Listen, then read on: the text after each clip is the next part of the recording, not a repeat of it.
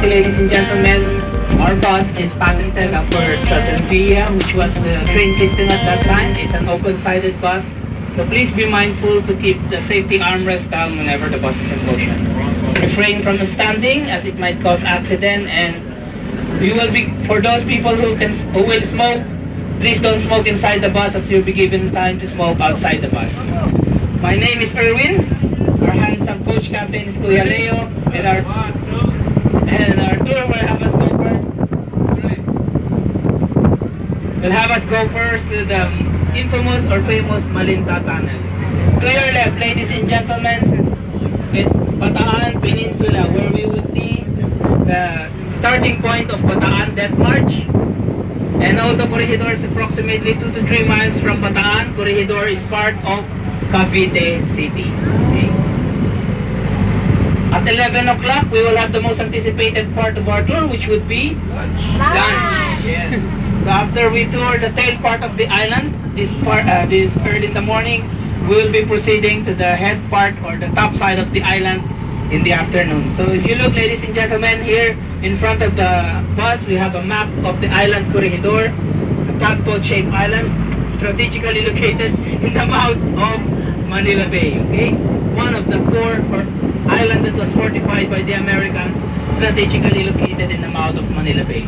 Now, Corregidor comes from the root word about 701 structure according from the 1939 map, and that is classified, of course. You need 2 weeks to stay in Corregidor to see all the structures that was built here by the Americans.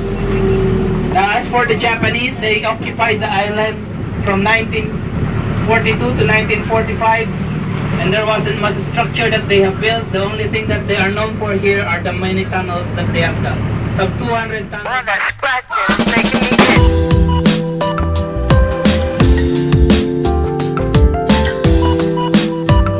itch. It has high ceiling because of our tropical weather, and it used the window capiz pane for their window. Okay, we are actually flying the back route of the barracks because the train or the tranvia at that time used to fly the front route.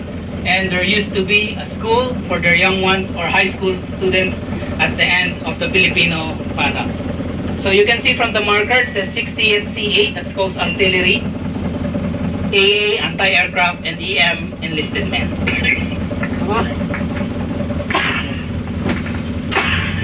Oh, excuse me.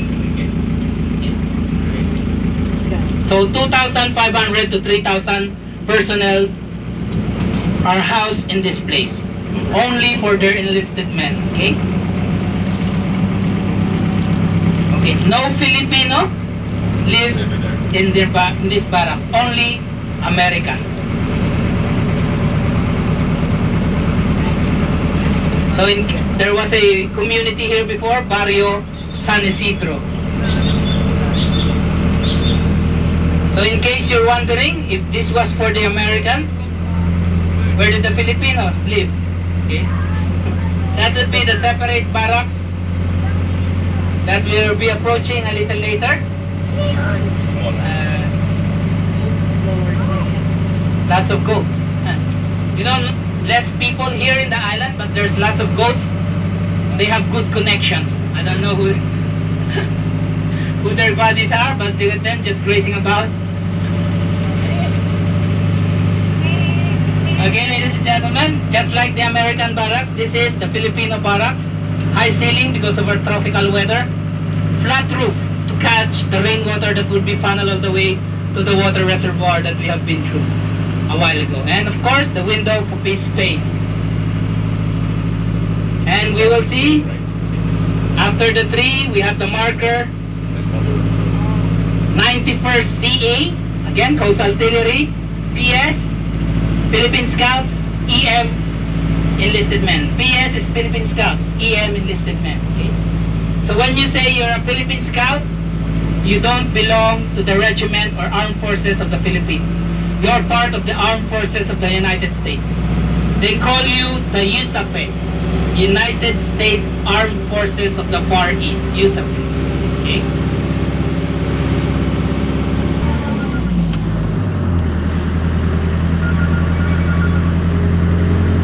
I'd like to ask, ladies and gentlemen, as you can see, there are two separate barracks.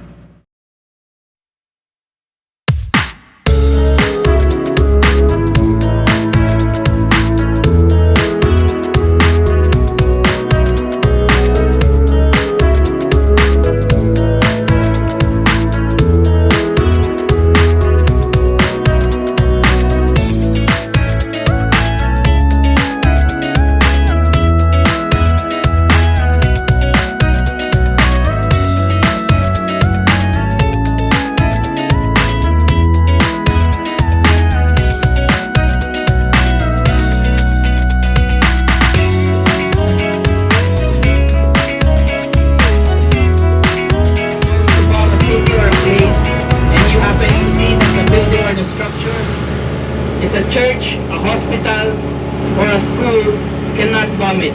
Okay? But the Japanese, even if they saw on the top side of the island that the structure was a hospital, they bomb it anyways. That is why they have to relocate patients in the north entrance or in the north place of Malinta Tunnel to avoid more casualty. The only problem is all the shipment of food, medication, supplies, manpower will have to amputate your leg. And I'm sorry to tell you this, but we are not gonna use any anesthesia. Oh my gosh. So how much do you think the pain it would cause if they do the cut sa leg, okay? But your friend said, no, please, try and save my leg. But because of the continuous bombing, they have to operate inside Malinta Tunnel using only candles. Sometimes it was pitch black. You cannot even see a hand in front of you. Imagine if you're already shouting your lungs out, "Oh, come on! Do it already!" The doctor's doing the operation. Then all of a sudden, when the doctor cut something and said, "Oh my God, I think I cut the wrong vein," then you have to do it all over again. Would you rather say, "Please kill me, stop the operation, I'd rather die"? Come on, right? Now, imagine, ladies and gentlemen, your friend decided, "I'm keeping my leg," but then gangrene, infection sets in. Okay? After 3 days, he died. How many days would the body decompose? 3 days? 4 days? 1 week? But they were inside Malinta Tunnel 26 days. They cannot bring anybody out or they cannot get out. So that means the dead person was slowly decomposing inside along with the other people. What if there were 20 other people decomposing along with your friend? So how bad do you think the smell was inside Malinta Tunnel? Okay? That is one of the ordeal that the Filipinos and the Americans have to take in when they were inside Malinta Tunnel. Okay? So there would be a life-size statue that would show the many activity happening inside Malinta Tunnel during the 26 days continuous bombing. It's an optional walking tour, 30 minutes walking tour inside Malinta Tunnel, which would be, yes, it would be dark, and yes, it would be hot. It's part of the tour. You will get to see what was happening inside Malinta Tunnel as there was continuous bombing by the Japanese. If you don't have the 200 peso orange stub or ticket, you can purchase this from Ma'am Bambi, our personnel at the desk, and we will transverse the main tunnel of Malinta Tunnel. See, this main tunnel was built 10 years in the making, from 1922 to 1930.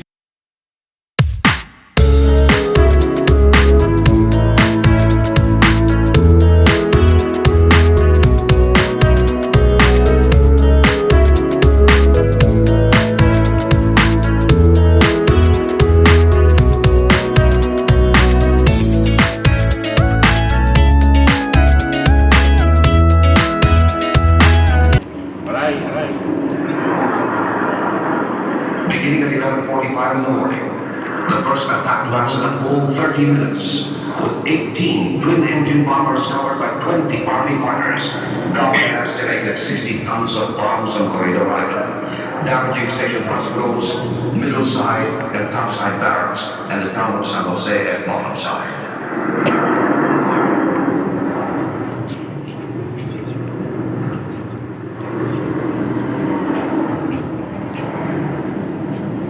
All over the island, the dead and dying lay helpless in the noonday sun.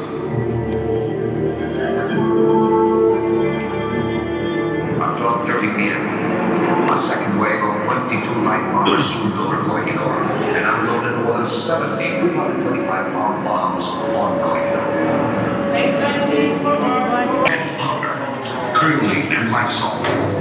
Give way! Give way! I'm sorry, sir. You'll have to remain outside. That's my friend they're bringing in. He needs me. I'm sorry. Please stay outside. Hey, nurse, what about us? This man's badly wounded. You'll have to wait. Help, this man's dying. Please understand, we don't have enough doctors for all the wounded.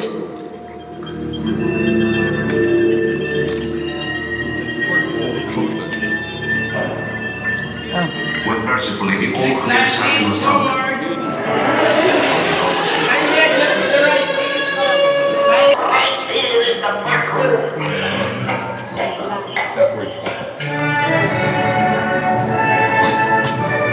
in response,